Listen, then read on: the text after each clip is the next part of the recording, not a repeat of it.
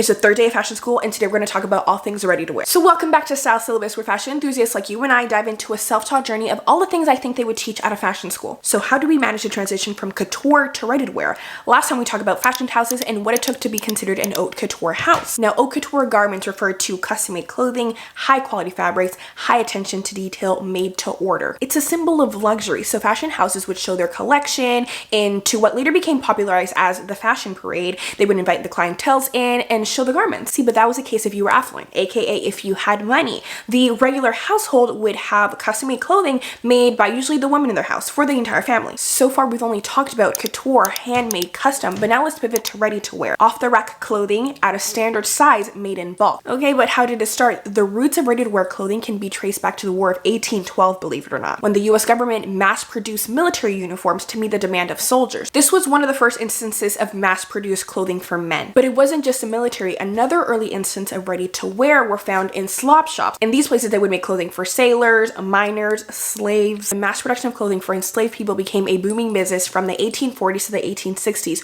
where the slave owners thought it was more valuable to redirect slave labor towards completing other tasks rather than them stitching their own clothes. That is a whole rabbit hole we can dive into in and of itself, but I'm trying to give you timestamps and cultural context so we can see how ready to wear really progressed. So we have these examples of early development of mass-produced clothing.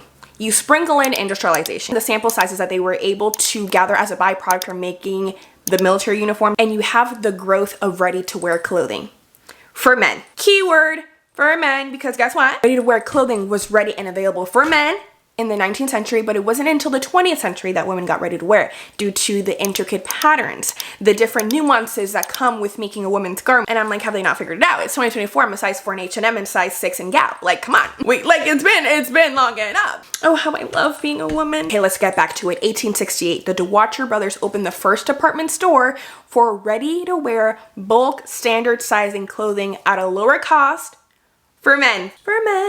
And this was the birth of the world's first ready-to-wear collection. Now, from a couture standpoint, a custom couture article of clothing was a norm right until about 1966 when Yves Saint Laurent opened the Rive Gauche boutique and made the first ready-to-wear pick up high-end luxury clothing. So then Saint Laurent's innovation paved the way for other luxury high-end brands to enter the ready-to-wear market. And now in the current market, you can find ready-to-wear in H&M and Gap, and then more luxurious stores like Louis Vuitton, Bottega Veneta, Chanel. And there you have it, folks, the evolution of ready-to-wear clothing from its humble beginnings to some disturbing facts along the way to a staple in the fashion industry in today's day and age. So on the next episode, we're going to backtrack a little, talk about fashion parades, fashion show, and its effect in the fashion industry today. I'll see you on the next one. Bye.